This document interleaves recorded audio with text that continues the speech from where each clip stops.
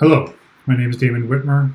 I have been asked to do a BI analysis on Netflix to see if there's any way that they can go deeper and get a larger uh, market share of their field, to see if there's any way to create more profit or if there's any places that they can cut and maintain profit. The founders of Netflix was Reed Hastings and Mark Randolph. Netflix is one of the largest OTT media services out there. OTT stands for over the top. They started out mailing back and forth DVDs and moved on to Blu-rays. The OTT market is actually quite competitive, and there's a lot of OTTs out there that people don't consider to be OTTs. Some of the major ones are Netflix, Hulu, and Amazon, but you also have YouTube and Twitch. Sling TV is also one, along with HBO. GVC has now been a huge one that's been upcoming in China and Northern America.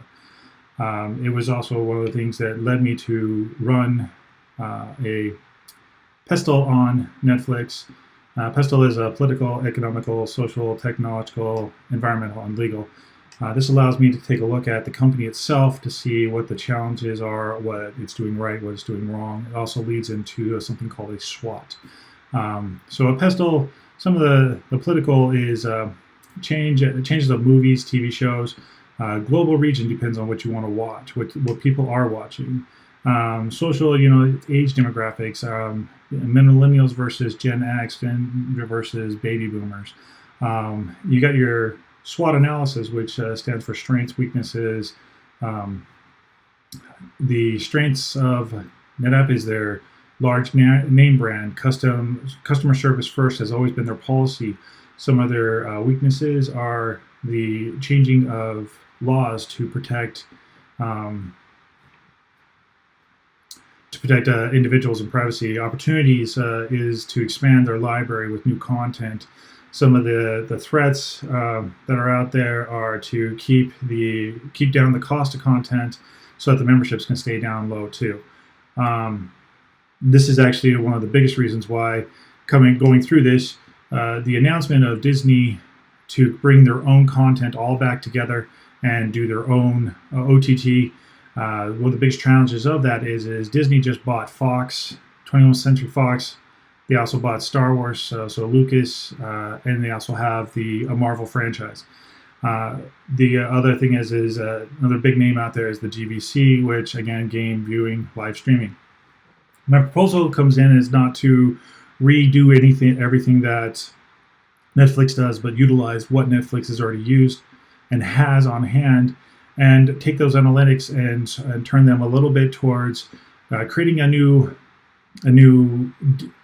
dive into the market, which is the live streaming or game streaming to allow people to actually create their own channels.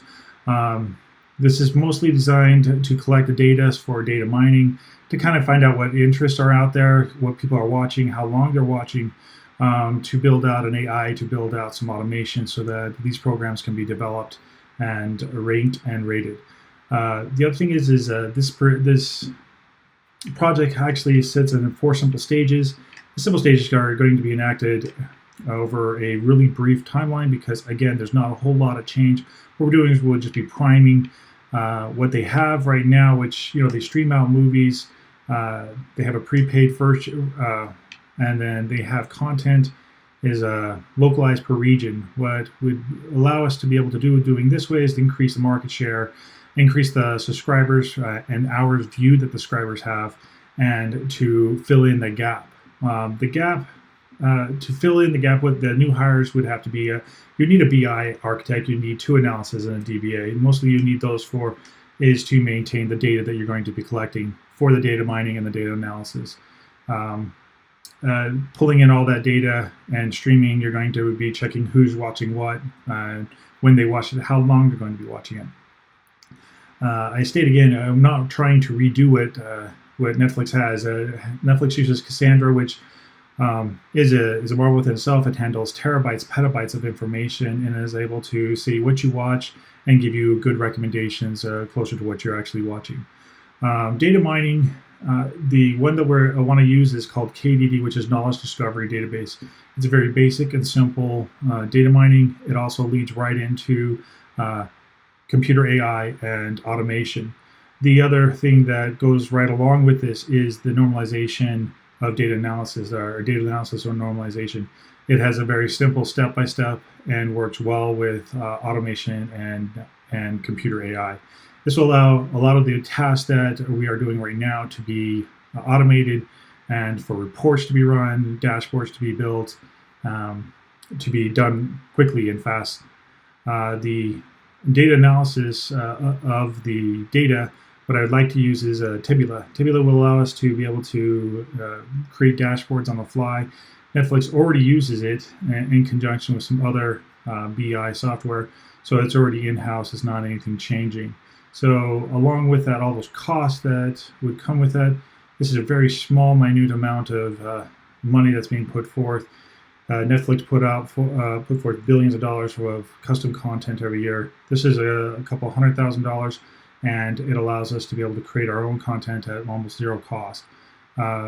The only outcomes are the ones that matter are growing revenue, improving satisfaction, and reducing the cost.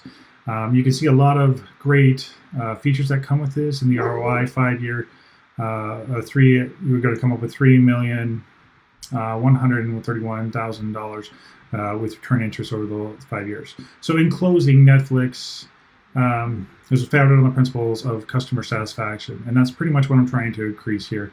There's again a huge market for GVC, and there is a which would lead into the live streaming, and there's also a huge market for